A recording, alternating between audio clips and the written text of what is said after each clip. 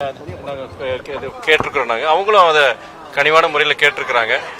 அடுத்த கட்ட பேச்சுவார்த்தை அன்றைய நாளை அல்லது வந்து சீக்கிரம் முடியணும் நம்பிக்கையோடு இருக்கிறோம். நாங்கள் கடந்த முறையோட கூடுதல் தொகுதியில் கேட்டு தருவோமா? இல்லை, நாங்கள் அதாவது கூட்டணி பேச்சுவார்த்தைங்கிறது இரு இயக்கங்களிடையே பேசுறது, அது ஒரு சுமூகமான ஒரு முடிவுக்கு வந்ததுக்கு அப்புறம் கண்டிப்பா உங்களை போன்ற பத்திரிகையாளர் ஊடகங்களுக்கு கண்டிப்பா நாங்க தெரிவிப்போம். இப்போ பேசுறது வந்து உகந்தது கிடையாது நான் நினைக்கிறேன். நான் எந்த அளவுக்கு பலமா இருக்கு சார் கூட்டணி?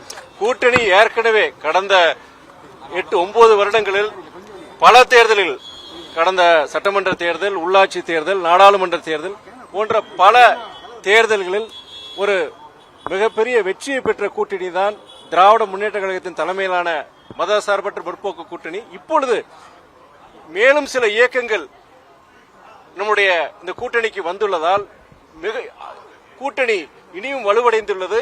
ஆகையால் இந்த தேர்தலை பொறுத்தவரைக்கும் கூட்டணி வலு மாத்திரம் கிடையாது, தமிழக அரசாங்கம், திமுக தலைமையிலான தமிழக அரசாங்கத்தினுடைய செயல்பாடுகளால் நிறைய வேலை வாய்ப்புகள் உருவாக்கக்கூடிய நிறைய தொழிற்சாலைகள் இங்கு வந்திருக்கு. அதே மாதிரி சமூக நீதி அதை நிலைநாட்டிட அடித்தட்டு மக்களுக்கு தேவையான பல திட்டங்களை கொடுத்திருக்கிறாங்க. அதனால இதன் அடிப்படையில் ஒரு மிகப்பெரிய வெற்றியை மதசார்பற்ற முற்போக்கு அடையும் என்கிற நம்பிக்கை எங்களுக்கு இருக்கு.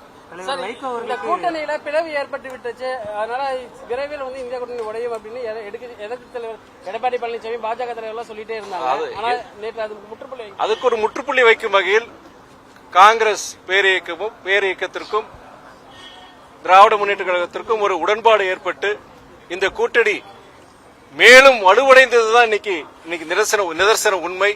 அதனால இந்த கூட்டணியை பொறுத்தவரைக்கும் ஏற்கனவே வலுவான கூட்டணி இன்று பிற இயக்கங்கள் வந்துள்ள இனியும் ஒரு வலுவான கூட்டணியாக அமைந்து விட்டது.